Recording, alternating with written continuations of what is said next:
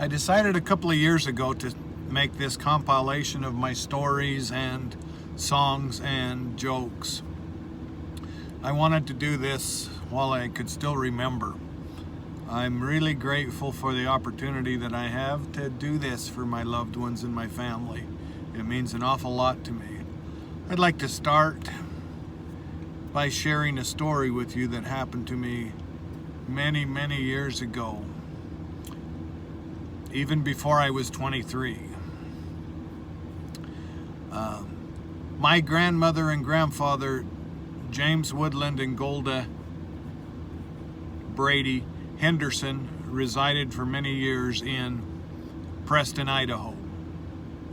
About 40 miles north of Preston, Idaho, there's a town called Aramo, Idaho. This is where my grandfather lived, and my father was born and lived until he went to college.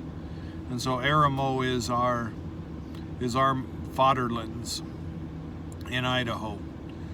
On one occasion when I was in the area, I heard these two young men were inside this gas station, and they were arguing, and the one said it's pronounced Aramo, and the other said Aremo. And they argued for quite some time, and I wanted to go straighten them out with the family history. But they decided that they would go to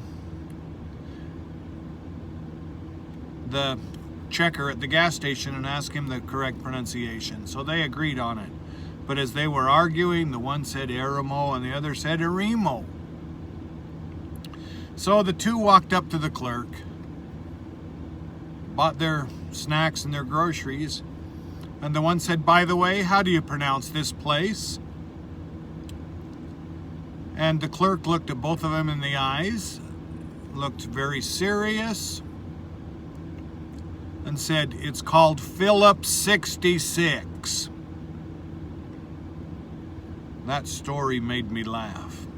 I have one other Aramo story that I like to share with you. Just south of Aramo, there's a place called Virginia, Idaho. And in Virginia, Idaho, when I was 10 or 12 or 13 years old, my grandmother, Golda Brady Henderson, her brother and his wife resided in Virginia, Idaho. And Grandma's brother's name was Doc Brady. It was Uncle Doc and Aunt Flossie. And boy, I loved them. Uncle Doc was a sheep rancher and had several sheep on his property. On one occasion, when he heard that Dan and Dorothy's family were up in Preston, he invited us up to his place one evening to eat, and we had a nice barbecue, and pretty soon it was time to clean up, and he said, "Dallin, I want you to come with me. I've got something I need you to do." So I went with Uncle Doc, and I went to his backyard where he had a really large fenced-in backyard that we had finished eating, and we were there, and he said, "What I'd like you to do is I've got this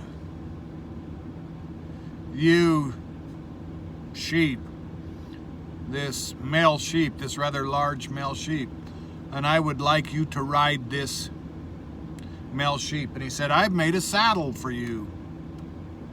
And so he put this saddle on this large ewe, and then he had it tied up at the fence, and he put that saddle on, and he cinched up that saddle, and he tightened up that saddle, and then he said, "Okay, now," he called my dad. He said, "Dan, you come and hold this rope."